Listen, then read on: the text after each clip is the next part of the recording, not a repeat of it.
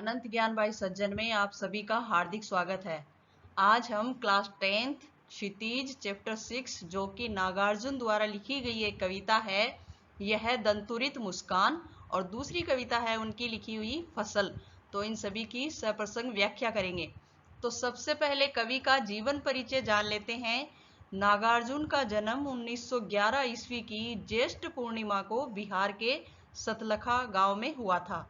इनके पिता का नाम गोकुल मिश्र और माता का नाम उमा देवी था। बाद में नामकरण के बाद इनका नाम वैद्यनाथ मिश्र रखा गया। 6 वर्ष की आयु में ही इनकी माता का देहांत हो गया। इनके पिता इन्हें कंधे पर बैठाकर अपने संबंधियों के यहाँ एक गांव से दूसरे गांव आया जाया करते थे।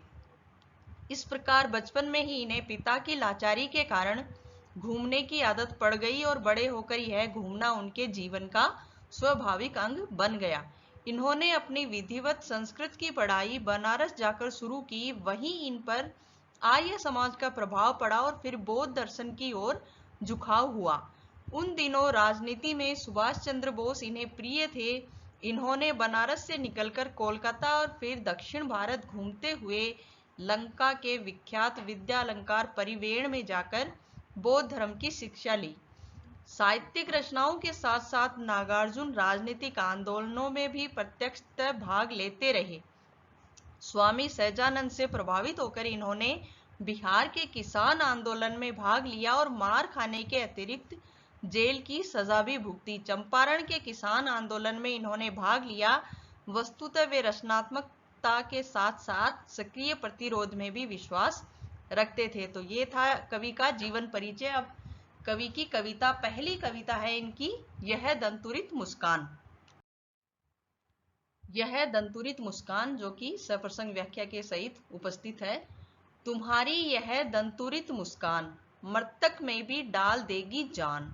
धूली धूसर तुम्हारे ये गात, छोड़कर तालाब मेरी झोपड़ी में खिल रहे जलजात। परस पाकर तुम्हारा ही प्राण पिघलकर जल बन गया होगा कठिन पाषाण।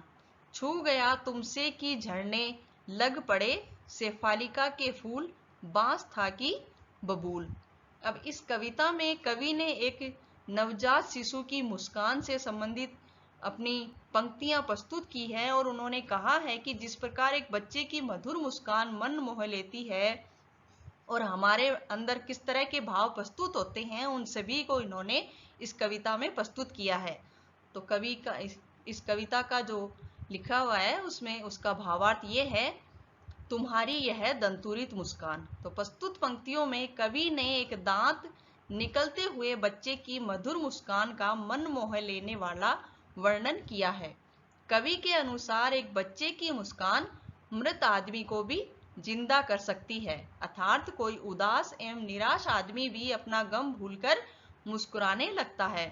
कि जिस प्रकार एक छोटा बच्चा होता है और उसे देखकर, उसकी मुस्कान को देखकर उसके माता पिता अपनी थकान भूल जाते हैं, उसी प्रकार एक हंसते मुस्कुराते बच्चे को देखकर कवि ने कहा है कि एक मृत और आदमी में भी वह जान डाल सकता है। बच्चे घर के आंगन में खेलते वक्त खुद को गंदा कर लेते हैं और धूल से सनजाते हैं और उनके गालों पर भी धूल लग जाती है। तो छोटे बच्चे होते हैं, वो जब घुटनों के बल चलते हैं तो वो मिट्टी में खेलते हैं और इससे मिट्टी में खेलने के कारण वे खुद गंदे भी हो जाते हैं और उनके गालों पर भी धूल लग जाती है।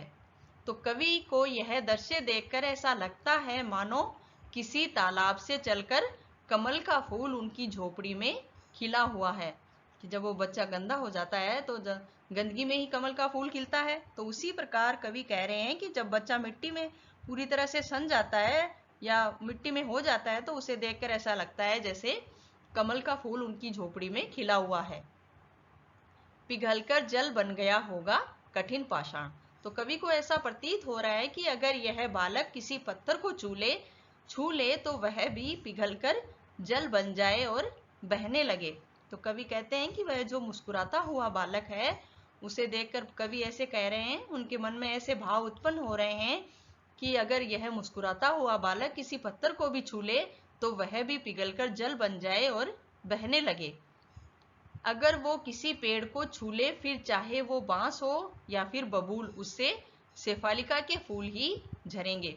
अब कवि आगे कहते हैं कि अगर उस हंसते हुए और मुस्कुराते हुए बालक की मुस्कान को कोई देख ले या फिर कोई पेड़ को वह छू ले, तो चाहे वह बांस का हो या बबूल का, लेकिन उससे भी शेफालिका के फूल ही झड़ने लगेंगे। अर्थात बच्चे के समक्ष कोई कोमल हृदय वाला इंसान हो या फिर पत्थर दिल वाला लोग, सभी अपने आप को बच्चे को सौंप देते हैं और वह जो करवाना चाहता है वो करते हैं और उसके साथ खेलते रहते हैं। तो कवि ने इन पंक्तियों में कहा है कि एक हंसते हुए मुस्कुराते हुए बालक की मुस्कान में ऐसा वो होती है जादू कि वह वहां का संसार का दृश्य ही बदल देता है।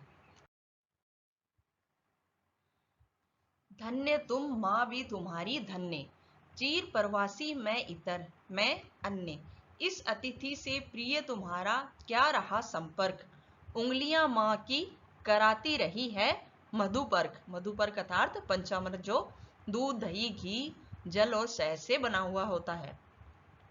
देखते तुम इधर कनखी मार और होती जबकि आंखें चार, कनखी अर्थात टेढ़ी नजर करना, तब तुम्हारी दंतुरित मुस्कान मुझे लगती बड़ी ही छविमान।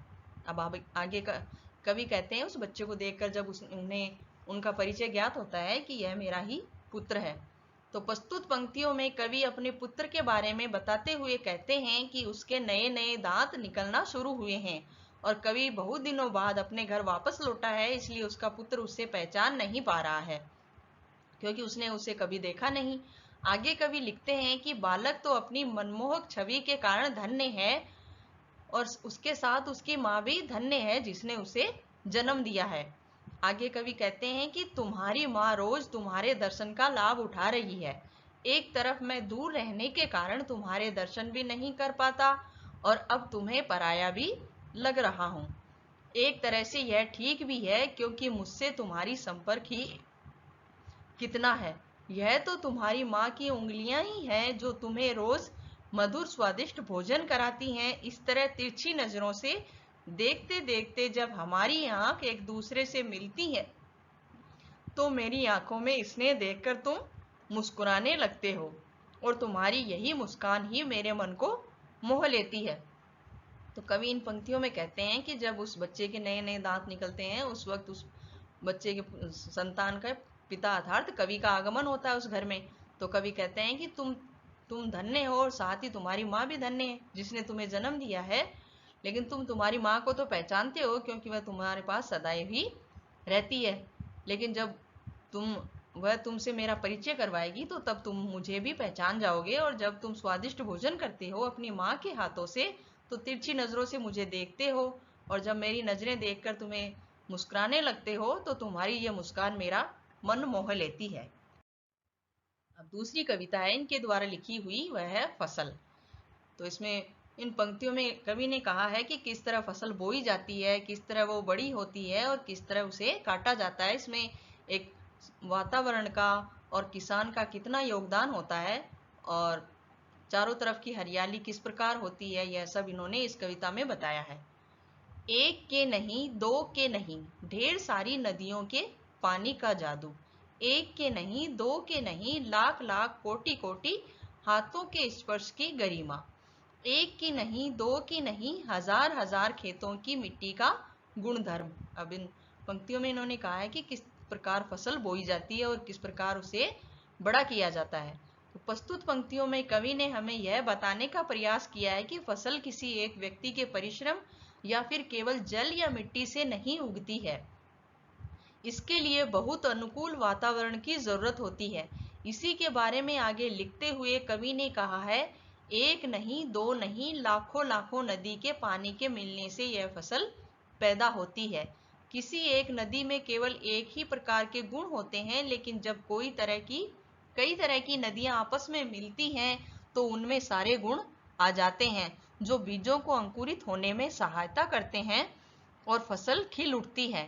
ठीक इसी प्रकार केवल एक या दो नहीं बल्कि हजारों लाखों लोगों की मेहनत और पसीने से यह धरती उपजाऊ बनती है और उसमें बोए गए बीज अंकुरित होते हैं। खेतों में केवल एक खेत की मिट्टी ही नहीं बल्कि कई खेतों की मिट्टी मिलती है, तब जाकर वह उपजाऊ बनते हैं। आगे है, फसल क्या है और तो कुछ नहीं है वह, नदियों के पानी का जादू है वह, हाथों के स्पर्श की महिमा है, भूरी काली संदली मिट्टी का गुण धर्म है, रूपांतर है सूरज की किरणों का, सिमटा हुआ संकोच है हवा की थिरकन का। तो प्रस्तुत पंक्तियों में कवि हमसे यह प्रश्न करता है कि यह फसल क्या है, अर्थात यह कहाँ से और कैसे पैदा होती है। तो इसके बाद कवि खुद ही इसका उत्तर देते हुए कहते हैं कि फसल और कुछ नहीं बल्कि नदियों के पानी का जादू है, क्योंकि आप सभी जानते हैं कि जब तक फसल में पानी नहीं दिया जाता वह अंकुरित नहीं होती और ना ही वह आगे बढ़ती है। किसानों के हाथों के स्पर्श की महिमा है यह मिट्टियों का ऐसा गुण है जो उसे सोने से भी ज्यादा मूल्यवान बना देती है। अब किसानों के हाथों का स्पर्श अर्थात जब तक वह उसमें उस फसल में उगा हुआ कचरा और उसे नहीं हटाता तब तक वह फसल अच्छी तरह नहीं हो सकती। और मिट्टियों का गुण ऐसा है, मतलब जब बरसात होती है तब कई खेतों की मिट्टियां मिलकर एक जगह आ जाती है और वह उसे उपजाऊ बनाती हैं, जो उसे सोने से भी ज्यादा मूल्यवान बना देती हैं। यह सूरज की किरणों एवं हवा का उपकार है, जिनके कारण यह फसल पैदा होती है। कि जब हवा चलती है और सूरज की किरणें उस फसल पर पड़ती हैं तो वह और भी ज्यादा बड़ी होती है पानी पाके। अपनी इन पंक्तियों में कवि ने हमें यह बताने का प्रयास किया है कि फसल कैसे पैदा होती है और हम इसी अनाज के कारण जिंदा हैं। तो हमें यह जरूर पता होना चाहिए कि आखिर इन फसलों को पैदा करने में नदी, आकाश, हवा, पानी, मिट्टी एवं किसान के परिश्रम की जरूरत पड़ती है, जिससे हमें उनके महत्व का ज्ञान होता है। अर्थात कवि इन पंक्तियों में यह कहना चाहते हैं कि किस प्रकार एक किसान उस मिट्टी में हल चला के उसे उपजाऊ बनाता है, फिर बारिश होती है और फिर वह बीज बोता है और फिर उसमें वह पानी देता है तो वह अंकुरित होती है, फिर उस फसल के अंदर उगे हुए वह घास को हटाता है और फिर पानी दे के उस फसल को बीजवान बनाता है और तब जाके वह हमारे खाने लायक होती है। तो इस प्रकार इस अनाज में और फसल में नदी, आकाश, हवा, पानी, मिट्टी एवं किसान के परिश्रम की आवश्यकता होती है, इनका योगदान होता है। तो इसी के साथ हमारी क्लास यहीं समाप्त होती है। इस वीडियो को देखने के लिए आपका बहुत बहुत धन्यवाद। अगली क्लास का इंतजार करते रहिएगा।